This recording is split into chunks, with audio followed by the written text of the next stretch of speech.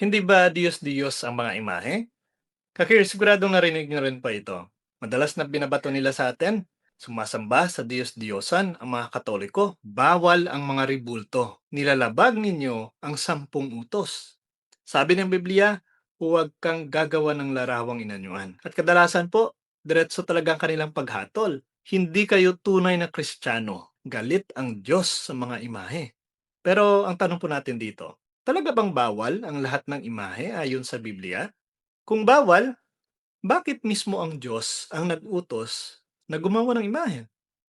At kung Diyos-Diyos sa mga ribulto, bakit ito ginamit ng mga unang Kristiyano? Sa araw po na ito, haharapin po natin ang isa sa mga pinakamadalas pero pinakamaling paratang ng laban mismo sa ating simbahan. Hindi ba Diyos-Diyos sa mga imahen? Hindi lang po batay sa mga emosyon, hindi sa sigawan, kundi ang ating patunay dito ay Biblia, konteksto, at kasaysayan ng Iglesia. Ano ba talaga ang Diyos-Diyos or idolatry ayon sa Biblia? Well, ang idolatry ay pagsamba sa nilikha bilang Diyos. Pagbibigay ng adoration para lamang sa Diyos. Hindi basta pagtingin, pag-alala, paggalang, kundi ang sinasabi dito in Exodus 20 verse 3 na huwag kang magkakaroon ng ibang Diyos maliban sa akin. Diyan po nag-ugat ang tinatawag natin na idolatry, pagpalit sa Diyos. Ang tanong po natin dito, ang Katoliko ba ay naniniwalang Diyos ang mga ribulto? Direct na sagot, hindi po. At never po na itinuro yan ng simbahan. In Exodus 20 verse 4, ito pong madalas na inaabuso talaga ng mga kapatid natin sa ibayang pananampalataya. Madalas na pambato nila, ngunit nasa maling interpretasyon naman. Ito talagang paboritong talata nila. Exodus 20 verse 4 to 5, huwag kang gagawa ng larawang inanyuan. Huwag mo itong sasambahin. Pero pansinin niyo po mga ka-curious, magkasama ang paggawa at pagsamba. Ang ipinagbawal po dito ay ang paggawa ng imahe upang sambahin. Hindi po sinasabi sa talatang ito na bawal ang lahat ng mga imahen. Dahil kung literal po na bawal ang lahat ng mga imahen, nako po, kahit na ang printed na picture sa mga larawan sa inyong mga damit ay mali na. Dahil kung bawal po ito, bakit may mga inutos po ang Diyos na gumawa po ng imahen? Tandaan po natin ito mga curious. Ang Diyos mismo ang nag-utos ng mga imahen. Ito po ang talagang ayaw na marinig ng mga kapatid natin sa ibang pananampalataya. Ang imahen po ng kirubin sa kaba ng tipan. Malinaw po yan in Exodus 20 verse 18. Gumawa ka ng 2 kirubin na ginto. Ang tanong po natin dito, hindi ba ito larawang inanyuan? Kung susundan po natin ang logic ng mga kapatid natin sa bayang pananampalataya. Ang kerubin po sa templo ay makikita din natin. In 1 Kings chapter 6 verse 23, gumawa siya ng 2 kerubin na kahoy. Makikita rin po natin na nagutos ang Diyos ng ahas na tanso na gumawa ng imahen ito. In Numbers chapter 21 verse 8, gumawa ka ng ahas na tanso at itaas mo ito. At tanong po natin dito mga curious, nang tiningnan po ito ng mga tao, sila po ay gumaling. Patunay lamang na ang imahen, kagaya po ng ahas na tanso, ay naging daluyan ng biyaya ng Diyos. Now, kung bawal po ang imahen, bakit tinutos po ng Diyos na gawin ito? Diba? Of course, malinaw po ang sagot. Hindi ang imahen ang masama, kundi ang maling pagsamba. Kung sinasamba man ang imahen, yes, tama po ang sinasabi ng talata sa Exodus 20 verse 4 to 5. Ngunit hindi po dapat na ipasalahat ang lahat ng mga imahen ay bawal na batay sa talatang ito. Ang bawal po dito ay ang maling interpretasyon ng mga kapatid natin sa ibayang pananampalataya. Now, kailan po ba naging idolatry ang imahen? Siguro po ito ang isa sa mga dapat na pakinggan ng mga kapatid natin sa ibayang pananampalataya. Kagaya po ng ahas na tanso, ay ito po ay naging halimbawa ng Biblia na patunay na ang mga imahen ay hindi talaga pinagbabawal or hindi bawal batay sa konteksto ng Exodus 20 verse 4. Sa una po dito ay utos ng Diyos ang paggawa ng imahen. Ito po ay naging daluyan mismo ng kanyang biyaya. Pero, hindi po naging masama noong una. Nung dumating po ang panahon na sinimula na itong sambahin ng mga taga-Israel, ito po'y napasama na. At ito na po ang nagpapatunay na ang pagsamba sa imahen ay talagang hindi po karapat-dapat at hindi po itinuro ng Diyos. In 2 Kings chapter 18 verse 4, sinasabi na sinira ni Hezekias ang ahas na tanso. Bakit? Hindi po dahil sa masamang imahen, kundi dahil ginawa itong Diyos. Iyan po ang malinaw. Ang problema po ay ang puso mismo, hindi po ang object o ang bagay. Ang mga imahen po at ang mga pagkakatawang tao ni Kristo ay may kahulugan po yan sa simbahan. Ito po ang pinakamatibay na batayan po natin. In John chapter 1 verse 14, ang salita ay naging tao. Ang tanong po natin dito mga curious, kung naging tao si Kristo, pwede ba siyang ilarawan? Kung sabihin niyo pong bawal ang imahe ni Kristo, ibig po bang sabihin parang hindi siya tunay na nagkatawang tao? In 1 John chapter 1 verse 1, sinasabi dito ang aming nakita, nahawakan. Ang Kristyanismo po ay hindi invisible religion, kundi incarnational faith. Malinaw po yan na ang paggawa po ng imahen ng simbahan ay pagpapatunay din ng ating Panginoong Kristo ay nakita, nahawakan, tunay talagang nagkatawang tao. Ang imahe po ay may kahulugan yan sa simbahan. Ang rebulto ay parang larawan po ng mahal natin sa buhay.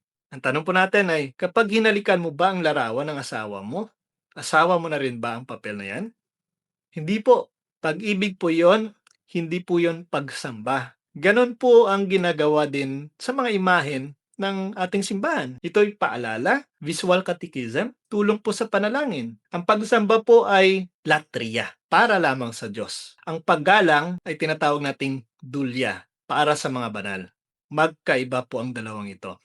Kung nakikita man tayo ng mga kapatid natin si Bayang Pananampalataya na nakaluhod sa harapan mismo ng mga rebulto, nananalangin sa harapan mismo ng mga rebulto, hindi po yan latria o pagsamba sa Diyos. Ito po ay pagrespeto lamang na ang larawan na yan ay sumasalarawan mismo sa ating Panginoong Kristo, sa ginawa ng ating Panginoong Kristo at sa mga banal. Magkaiba pong dalawang ito. Now, ang paggawa po ng imahen ay gawain na mismo ng unang iglesia. Dahil kung idolatry po ang imahen, bakit ginamit ito ng mga unang Kristiyano? Ano po ang ating patunay dito? Sa catacombs ng Rome, ang mga larawan ni Kristo ay makikita, ang mabuting pastol, mga martir, simbolo ng krus at isda. Ito po ay nasa 2nd hanggang sa 3rd century, bago pa ang Roman Catholic Church na pinaratangan ng mga kapatid natin sa Bayang Pananampalataya. At bago pa sila lumitaw, hindi po sila pinuna ng mga apostol nung panahong yan. Hindi sila kinundina. Dahil malinaw po na ang mga alagad ng mga apostol, mga successors ng mga apostol, malinaw po na nakarinig ng turo ng mga apostol ay hindi sumasalungat sa paggawa ng mga imahen o rebulto. Tanong po natin dito sa mga kapatid natin na umaatake sa simbahan. May krus ba kayo sa simbahan? Kung sasabihin po nila na hindi yan idolatry dahil makikita naman po natin na may mga simbolo ng krus. Now, bakit dahil simbolo lamang, ganun din po ang rebulto ng ating simbahan. Hindi po yan Diyos. Simbolo yan ng mas malalim na katotohanan. Kung para sa kanila ay hindi mali ang paggamit ng krus, dapat sana'y i-accept din nila na ang paggawa ng mga rebulto, paggamit ng mga imahen, ay hindi rin mali. Kagaya ng kanilang paggamit ng mga krus na simbolo or sumisimbolo lamang. Now, bakit ba galit ang mga kapatid natin sa Bayang Pananampalataya sa imahen? Meron po tayong 3 dahilan na nakikita po dito.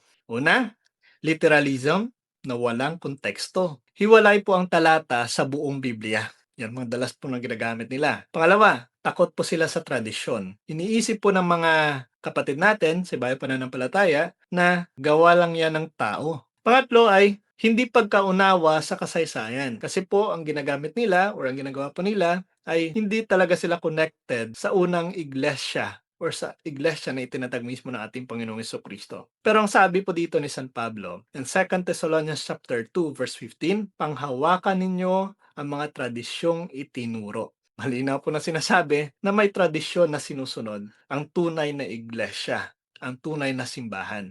At ang tradisyon niyan ay makikita lamang po sa Iglesia Katolika. Ang tanong po natin dito ay hindi, may rebulto ba kayo? Kundi ang tanong, sinasamba ba ninyo ang rebulto bilang Diyos?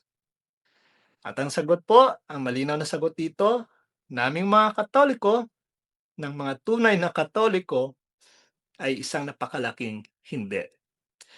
Ang tunay po na idolatry ay ang pera, ang kapangyarihan, ang sarili, ang maling aral, at ang ayaw magpaturo ng mga kapatid natin sa bayang pananampalataya. Hindi po talaga kahoy, hindi po bato, hindi ang mga rebulto, kundi mismo baka nasa sarili lang nila. Kaya ka-curious, ang Biblia po ay malinaw. May pagbabawal sa idolatry, pero may utos din po ng paggawa ng mga imahen. Hindi upang sambahin, kundi ginagamit mismo sa loob ng simbahan sa pagsamba para sa tunay na Diyos. Ang susi ay ang tamang konteksto. Ang Katoliko ay hindi po sumasamba sa rebulto, hindi lumalabag sa 10 utos. Ang ginagawa po natin ay ginugunita ang gawa ng Diyos, pinapahalagahan ang pagkatawang tao ni Kristo, sumusunod sa gawain ng unang iglesia. Kaya malinaw po, no, na sa susunod na kung sabihin man nilang idolatry ang mga rebulto, tanungin po natin, alam mo ba ang buong konteksto ng Biblia? Ang katotohanan ang magpapalaya sa iyo. Malinaw po yan ang sinasabi in John chapter 8 verse 32. Sana nakatulong po ang video natin. Ibahagi po natin sa mga kilala natin upang mabigyan po ng kasagutan ang kanilang mga katanungan. God bless po sa ating lahat, mga ka-curious.